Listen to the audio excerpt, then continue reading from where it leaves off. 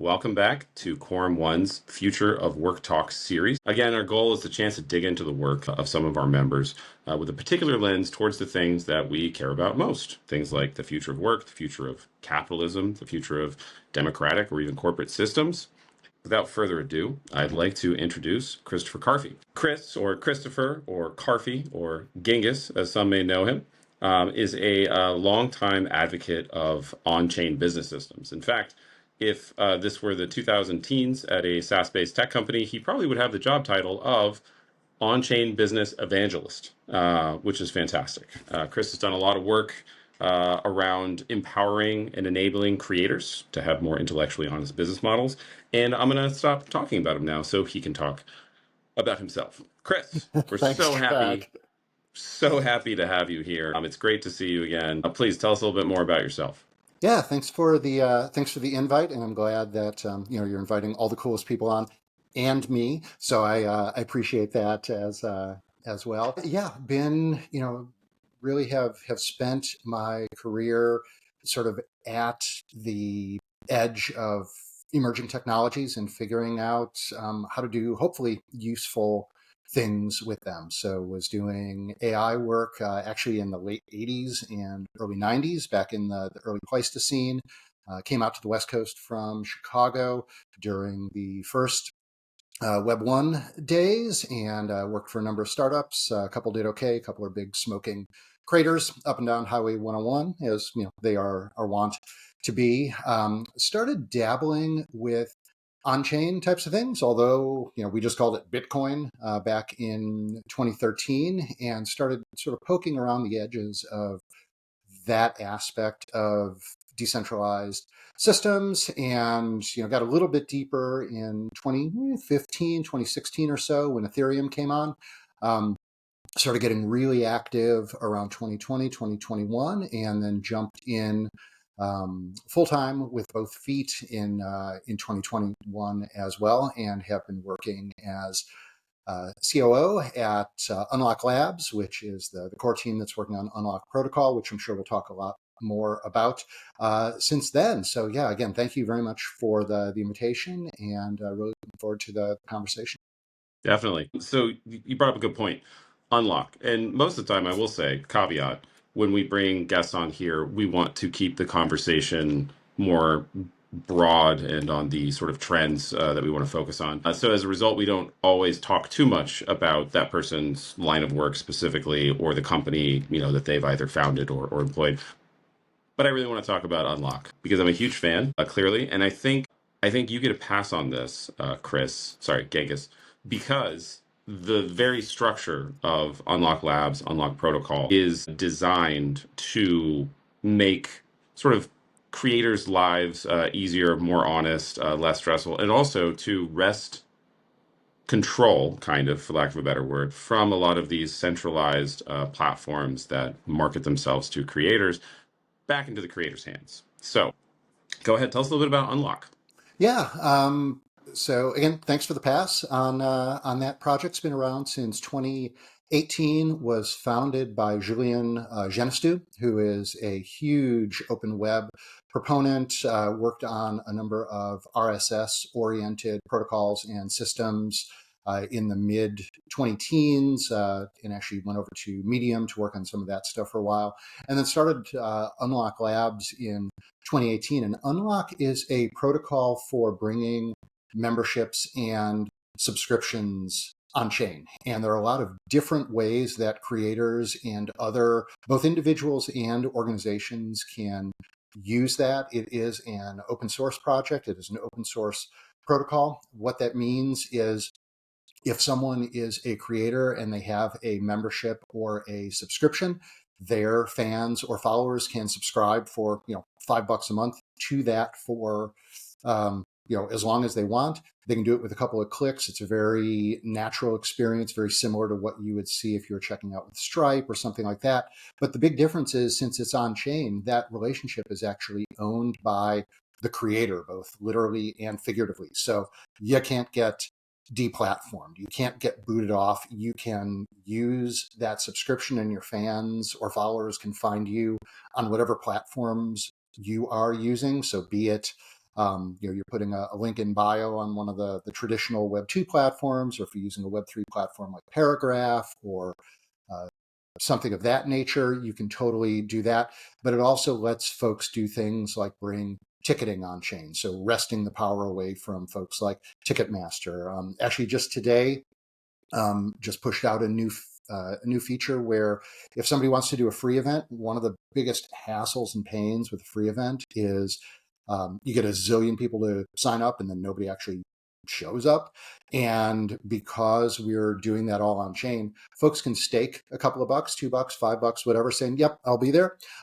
If they show up and check in on chain, then they get their $5 back. But if they don't, then it goes into a pot for either the creator, then give it back to the community, or whatever the creator wants to do with that. So it involves the opportunity to really bring a lot of this power back. And hopefully we'll talk a little bit about how kind of governance and some of those things are happening as well. But ultimately, if you're doing memberships or subscriptions on chain, events, certifications, any of those types of things that say, yep, I'm part of this group, that's what that's the open source protocol. And to wit, one of the things that sort of, at least between the two of us, brought you back into my sphere was the fact that when myself and a couple of other core members were headed to ETH Denver, I couldn't help but notice that it said powered by Unlock Protocol in the ticketing the event system. And I was super jazzed to hear that. So creators, an interesting and roller coaster time for a lot of creators the past, let's say, 3 years. And even before the pandemic, we were seeing things like podcasting and quote unquote creator owned content start to sort of proliferate a little bit more. And post pandemic, where now there are 10 times millions more podcasts than there ever were, and more and more creators, influencers, uh, why, and at the risk of sort of leading the witness, I suppose, why is it so important to have truly, and I will say also, when I talk about creators, I'm not just talking about the podcasters and the social media influencers and the, artists or the musicians.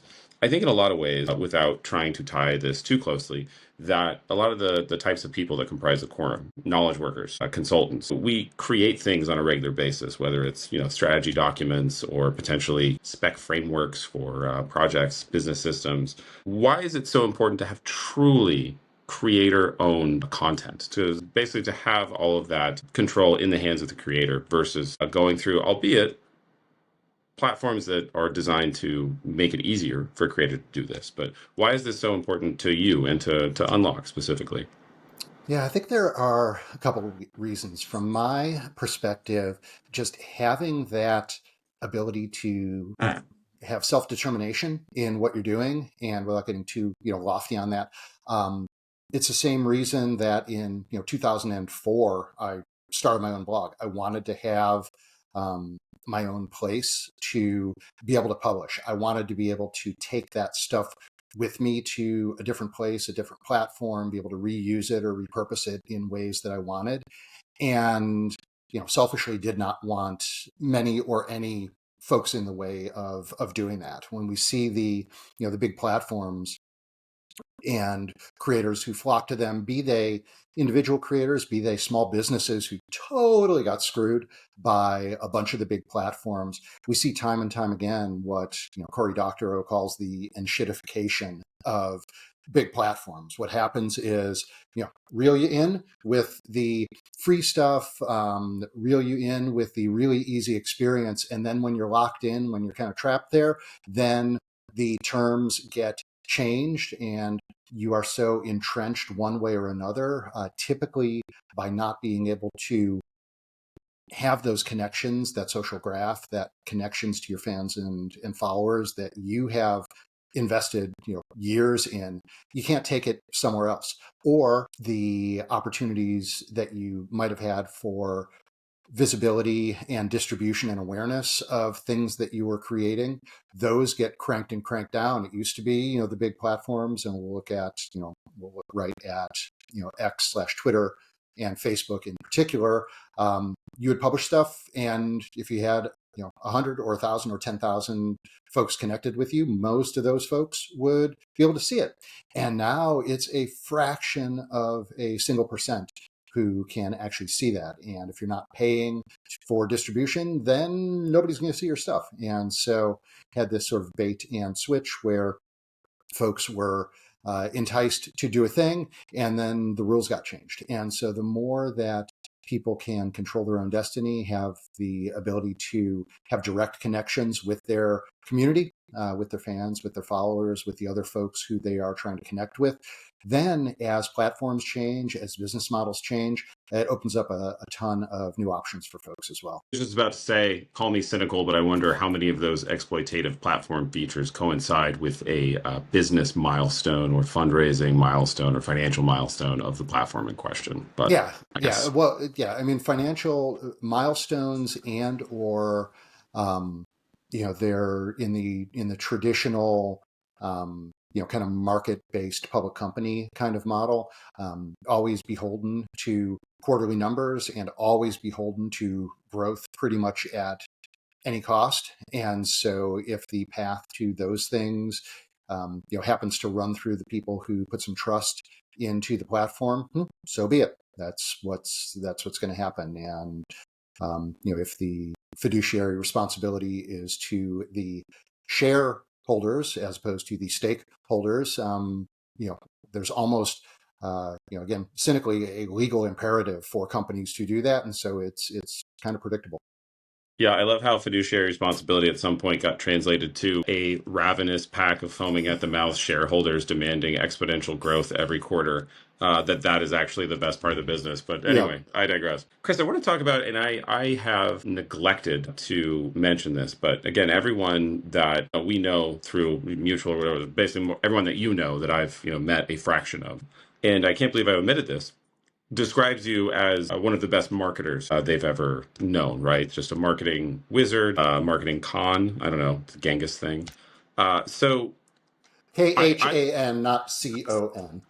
exactly, Okay, exactly. good, good, Yeah, good. yeah, Thank yeah. you. That's Yeah. right. Sorry, it's an audio. It's an audio format. It's good. It's good to set the tone there. But I think about marketing a lot. I'm in that sort of marketing sphere as well, having done like PR and positioning and messaging for most of my life, or my professional life, and the sort of the ecosystem of how marketing occurs, right? Especially digitally, right? You have the old sort of tried and true, and I mean tried and true, I mean basically post 2005 ways of marketing, right?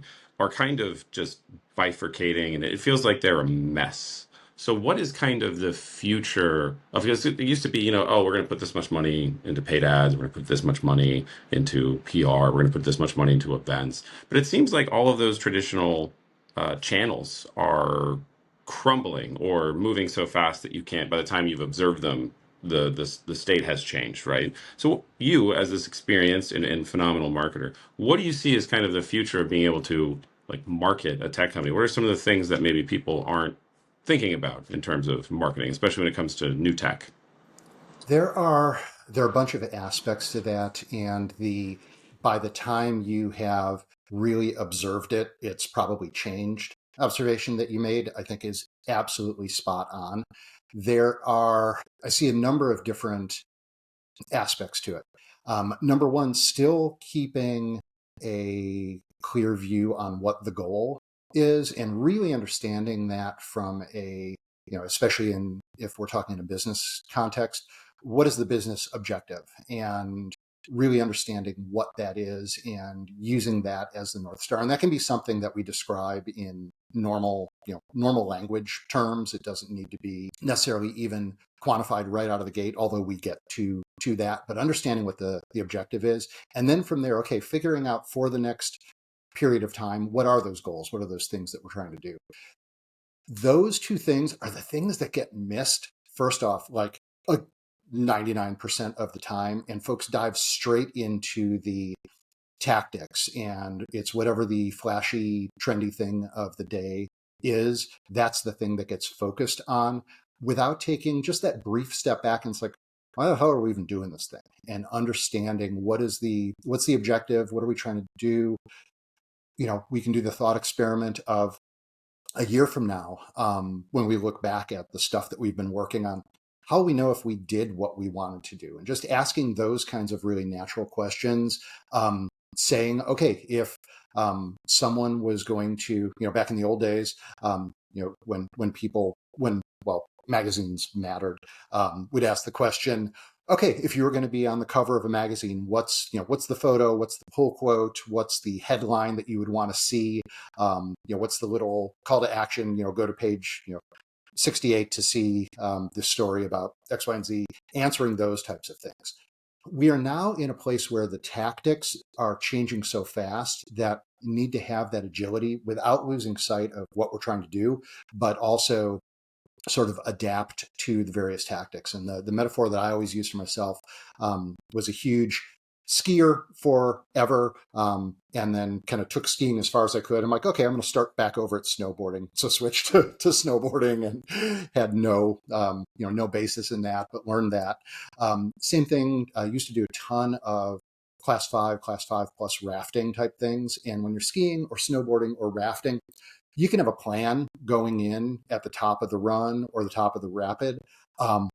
As soon as that first thing happens, the plan absolutely is going to go to shit. It just is going to happen. And so you need to have that agility and adaptability and sort of trust in the team you're working with, trust in yourself to adapt the marketing strategies, adapt the things that you are doing, knowing that the goal is still get safely to the bottom of the run, safely to the bottom of the rapid, but how you're going to do it, you need to really have that ability and agility to do it really quickly. So right now we've shifted from, okay, you'd run big ad spend and you'd run a Super Bowl ad and things like that.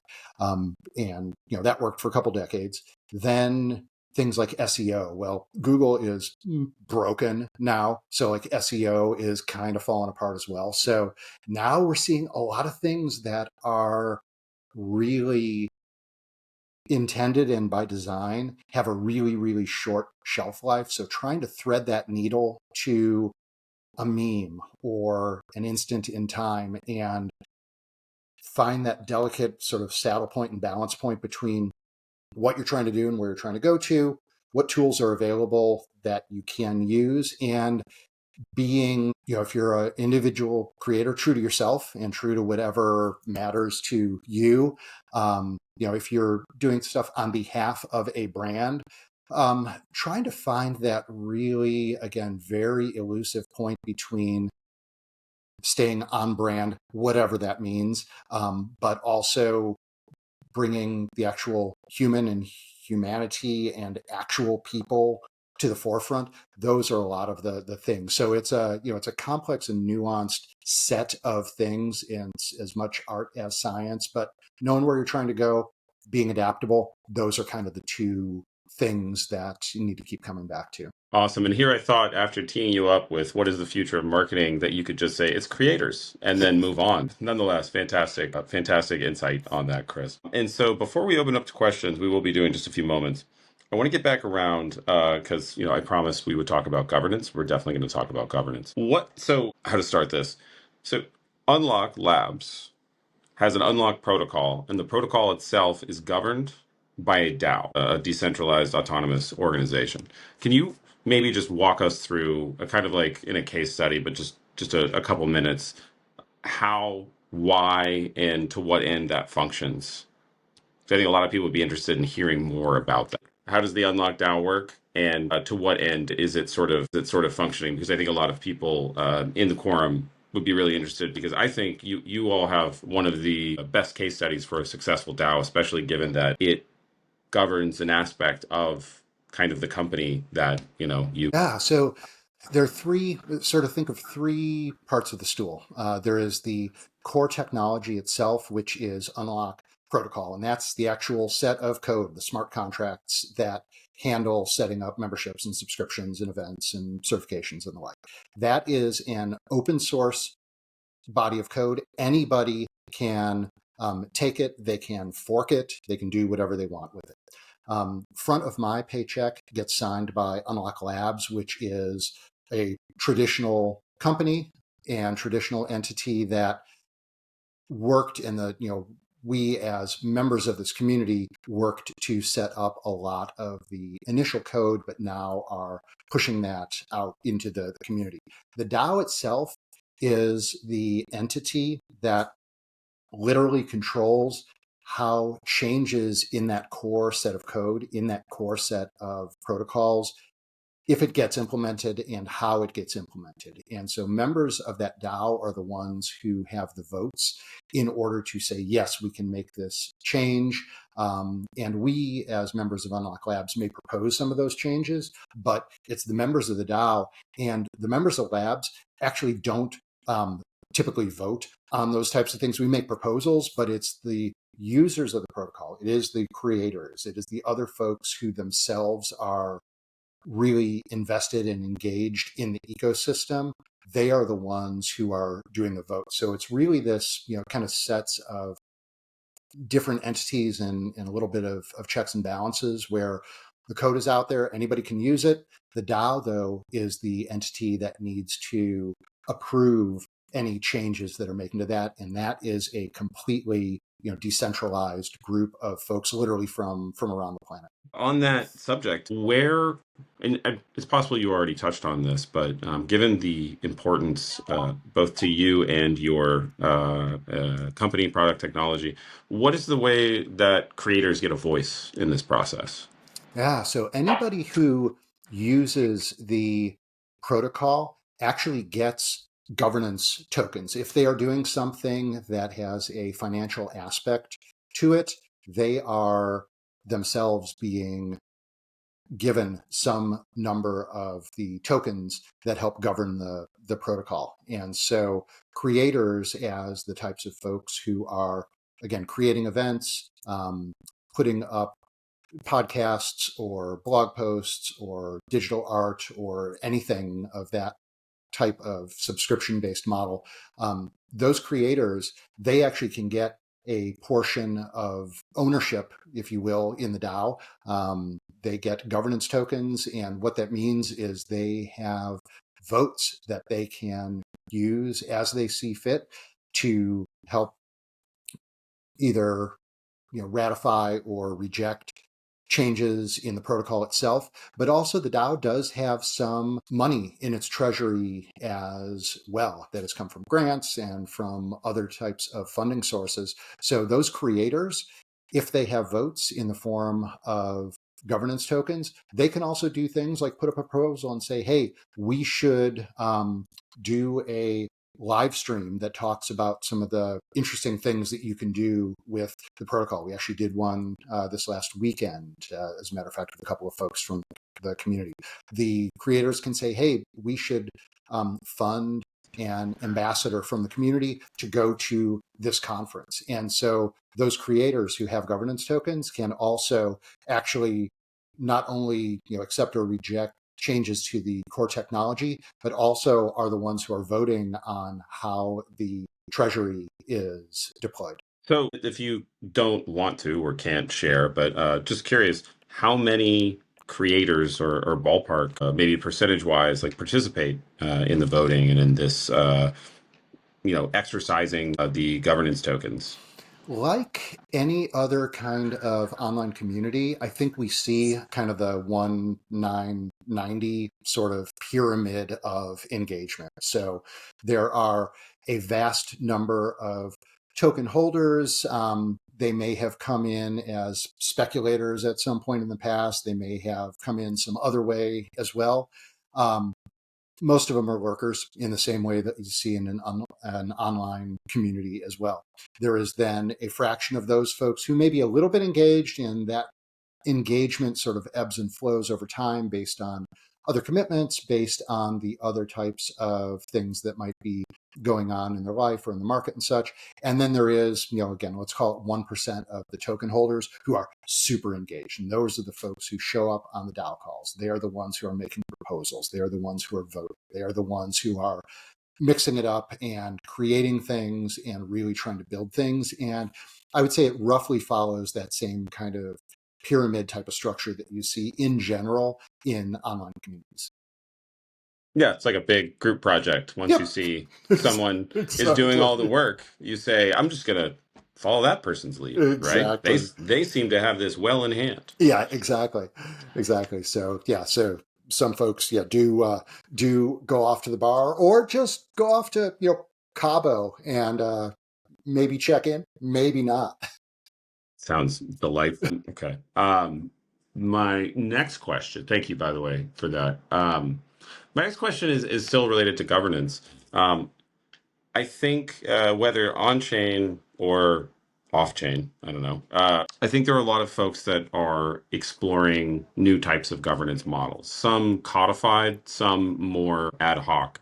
And I'd say, like you, as having experience in building one of these basically from the ground, what would your advice be to organizations, structures, even corporations that are looking to implement these new types of governance with or without chain? The chain is kind of like, unless you tell me the chain is necessary, in which case you can just answer the question like that. And yeah, go ahead. Yeah, I mean, I think it is a couple of fold. One is obviously where you can bias towards doers, not just talkers. So folks who are going to build things, folks who are going to promote, folks who are going to actually get their hands dirty. Not unlike the group project, there are always some folks who have a whole lot of opinions and are happy to share those opinions. Like, great, go do that. And then they kind of ghost when put on the spot with that. So I think, especially for early stage types of things, biasing toward the doers is an important thing. Um, Also really thinking long and hard about what does it mean for if you're doing a voting type of structure, um, thinking about what's going to work and what are the implications of different voting models. And there's no right answer. Sometimes it's one person, one vote makes the right sense. In other cases, people who are more literally or figuratively invested may have, it may make sense to give them a stronger set of votes. Um, those are all things to consider. One of the big things, and actually I learned this in working on a lot of kind of community incentive and MVP types of programs for big brands, a few of which you've probably heard of, finding ways to give a little bit of recency effect in those as well. So if you have somebody who was a whale or who did a bunch of stuff 5 years ago but has just been checked out, but because they got in early now have a disproportionate way to influence the project, that's not good. You actually see this writ large in airline programs. If you did if you got your miles last year, you're going to be platinum or 100K or whatever they call it, based on the airline this year. If you didn't, then you're not. And so it's kind of annoying when you drop off, but depending on what you're trying to incentivize as the creator of that program, bringing some of that recency in and bringing that into kind of the governance and voting and influences is important as well. Yeah, it'd be great if those airlines would just focus on, I don't know, product quality, user experience. They probably wouldn't have to market so much about all of these rewards and Right. miles that no one ever Right. uses. I would just be happy to take their flight because it doesn't suck. Yeah, exactly. That would, it's weird. Somehow we lost that in Yep. all of this. Well, I think that's fantastic. It reminds me, I had a conversation with a quorum member some weeks back, Saskia, who, in response to a similar question, her focus is educating kind of boards and C-level, C-level suites, et cetera, on sustainability, climate consciousness, basically trying to map that or integrate that into a corporate structure. And her answer was kind of want to convince someone of something that is new and potentially repellent because of its newness. The first thing that you have to do is give them agency over the decision. Yep. Yeah. Who knew? So let's see. Let's see if we have any questions. So, a question from the audience. Does Unlock Labs have tools for the membership communities created with the smart contracts to communicate, like a DApp, or do they use an app like Discord, or do you all build your own DApp? Great question. So there are several dApps that Unlock Labs has built, and they are mainly for setting up the various smart contracts and managing types of things based on use case. So there is one for event setup and event management. There's another one for certification setup. We have a really slick interface now for subscribers or for creators to set up subscriptions and subscription smart contracts for their subscribers and fans and followers. For communication, we see a number of things, and we have intentionally, Labs has intentionally not tried to build yet another communication app, but instead try to use that concept of membership and subscription in conjunction with them. So, for example, if you are a writer and you only want folks who are your subscribers to see your content, you could use something like Paragraph and give a little teaser, but then the rest of the post or the rest of your publication is only available to people who hold one of your subscription or membership tokens. We have worked with folks like Guild. There's a DApp out there called Guild.xyz, Collabland, a number of other ones as well, where those are really good at setting up token gated channels in things like Discord and Telegram. And in conjunction with those apps, if you have a membership token or a subscription token, then you can get access to those channels. We're actually going to be releasing a little bit of coming soon-ness here. There's a new decentralized social platform called Warpcast that's built on the Farcaster platform, and we're going to be releasing a bot. A member of the Unlock community spun up and has created a bot for using subscriptions and memberships to set up a members-only channel in Warpcast. So there are a lot of different ways that communication can be done. Honestly, though, 99 times out of 100, you're going to be shocked to hear what people use. It's this wacky newfangled thing called email that people are using in order to stay connected with their, with their fans, followers, give notifications. We are dabbling with some stuff, wall-to-wall communications and things like that. But honestly, most folks are still defaulting to email. Yeah. I mean, it's the ultimate async communication. Yep. Probably even better than snail mail, as it's called, because with snail mail, you had to wait, or you still have to wait a certain amount of time until you know that the person has received the message. Now you know it receives instantly, and the waiting game is on them, which Yep. I kind of love. A different type of snail mail. So when you, by the way, I love Warpcaster, and actually, while we were at ETH Denver, I spoke to a number of people that were involved in that Farcast community. It seems lots of opportunity there. So I'm excited to see where that goes. I think we all are. When you think about the future of org design and the future of the way we structure our companies, what do you specifically envision or dream of, or where do you see things moving and where do you want things to move to? I see. Well, I'm going to do the second one first because that one's more fun. Indeed. Yeah, I mean, I'm really, really impassioned with the smaller, faster, weirder types of connections and communities. And we're seeing this happening. We definitely saw the swing to the big centralized platforms, in the aughts and such. And now I think we're starting to see the swing back the other way. There are more group chats. There are more small private communities. There are more groups like Quorum One, where the folks who have a deeper commitment and a deeper affinity are connecting with each other. And again, it's just much more fun. It's way less performative than the big platforms sort of drove people to be in order to, stoke a way to get more eyeballs on that content. Either it's, super lascivious or it is super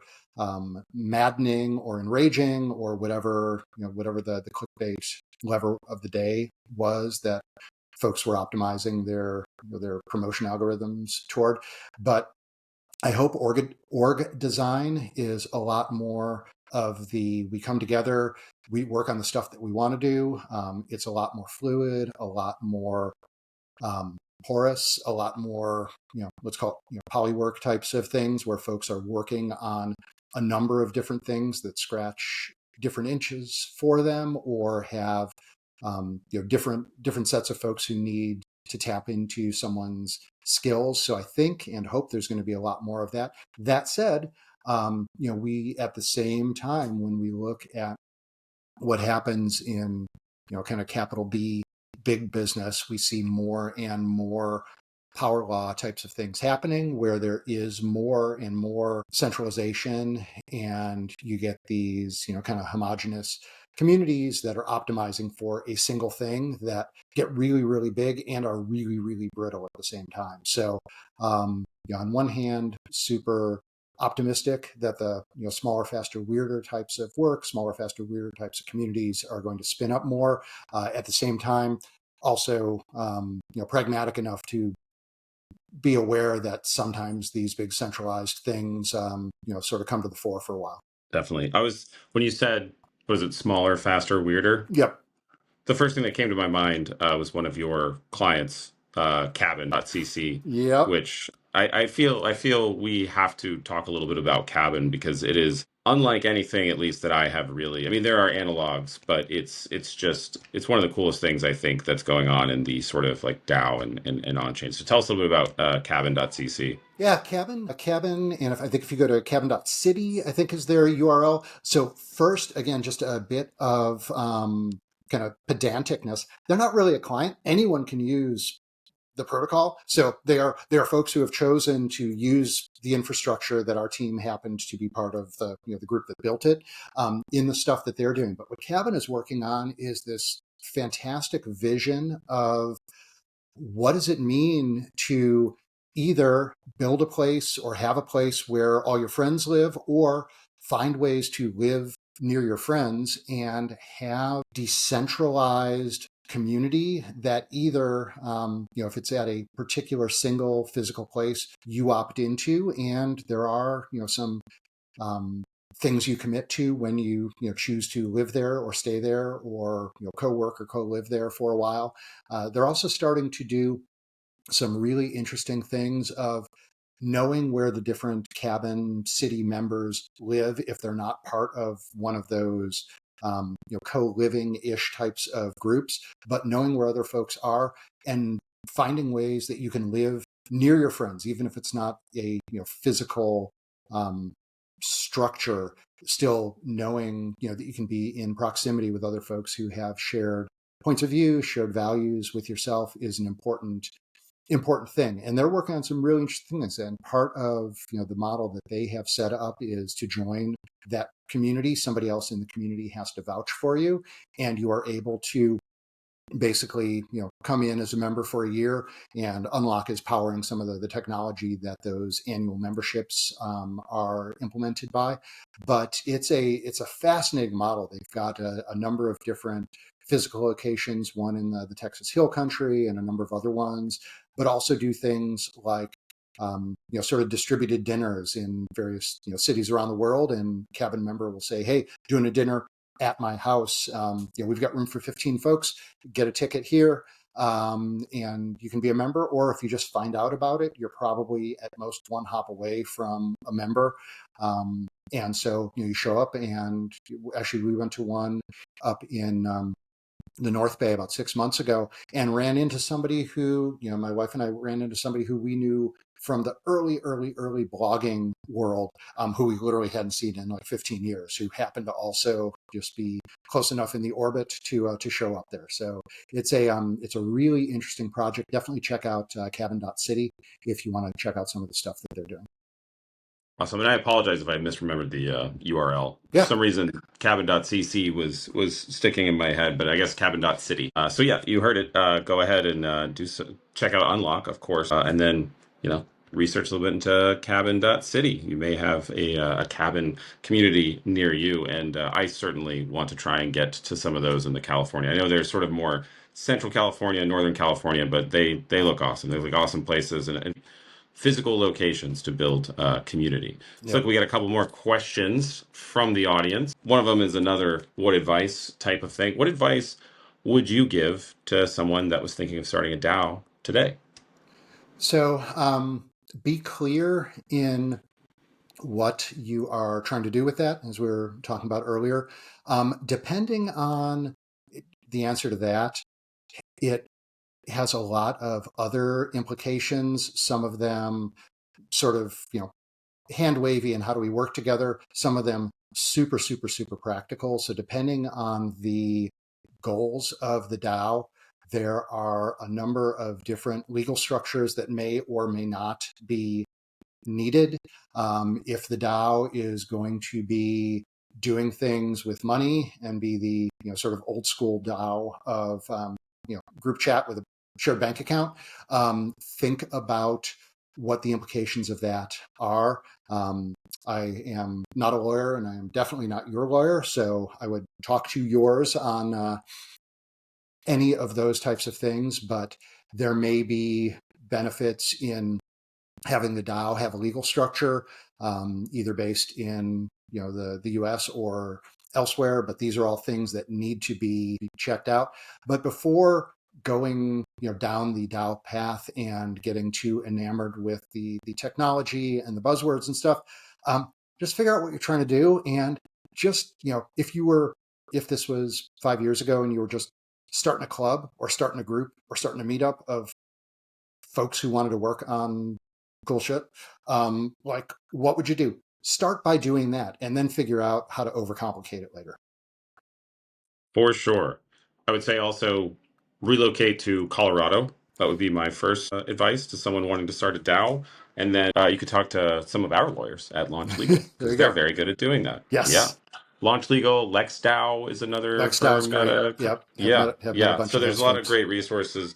Yeah, I think Colorado's done a fantastic job of making it amenable to start DAOs through their infrastructure. Next question, audience member brought up why Wyoming is also a very is becoming more and more amenable as well. It's the interesting little sector in that kind of previously like survivalist and ranch area, suddenly very amenable to this extremely emerging technology that you Exactly. normally would not associate.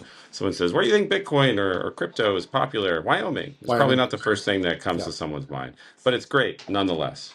So next question. It was something that I've actually been thinking about, and it's kind of most of it comes from my experience trying to onboard into various like crypto or on-chain things. So this question deals with the kind of the optics and the public perception and maybe even the sort of like enterprise or business perception of crypto.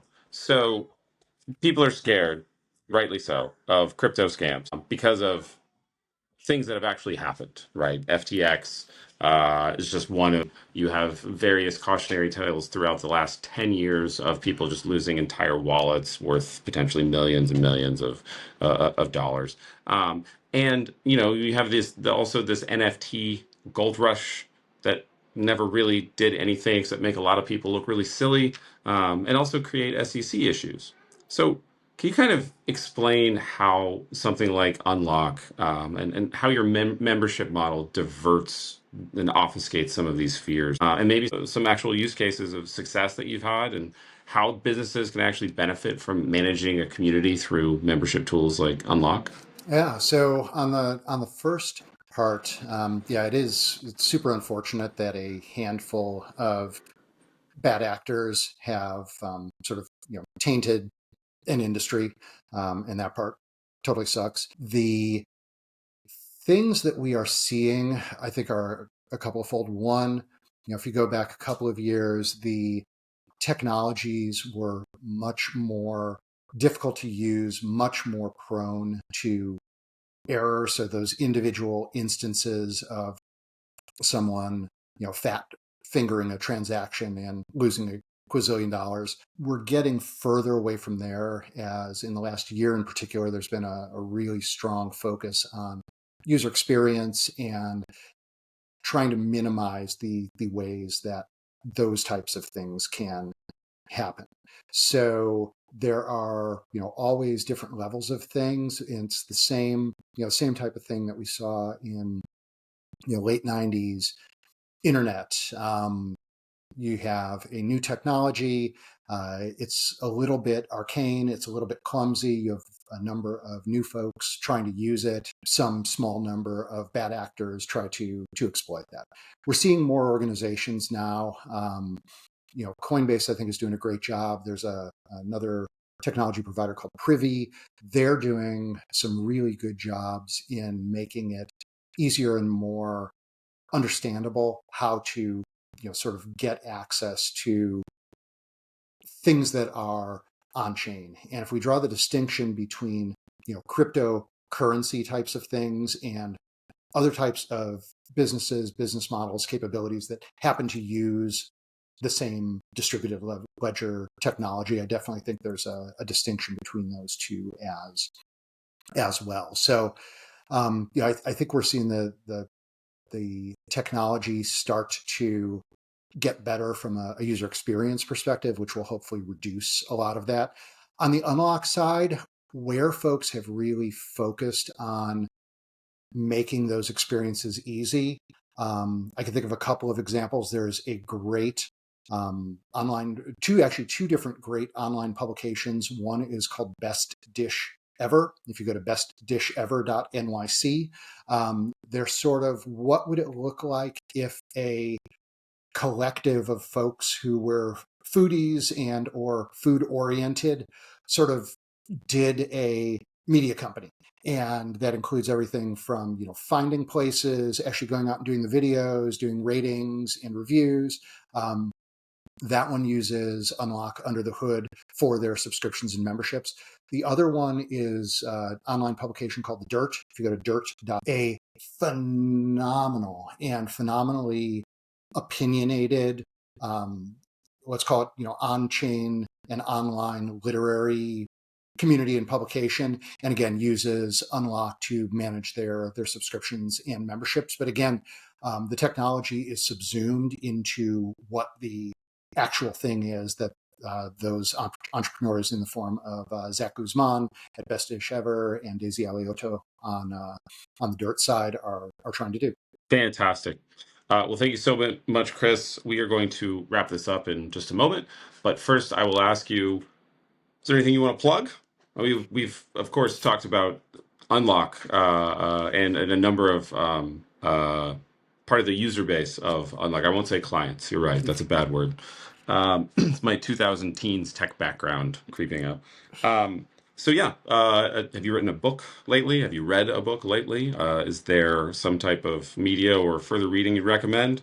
Go ahead. Floor is Yeah, yours. I mean, stuff that I'm reading right now. Actually, I am digging back into the Neil Stephenson catalog. Have missed a couple of things, and there's one called Fall or Dodge in Hell, which, of course, in typical Stevensonian form is like 1,500 pages long or something like that. But have been chugging through that one, and that one is a fun read. And actually, right before that one, read another Stevenson called Termination Shock, which is really good. And it was Termination Shock is focused on what happens when a billionaire in the middle of Texas decides to start doing geo engineering using rockets. So kind of an interesting and timely tale. Yeah, take that, Ayn Rand.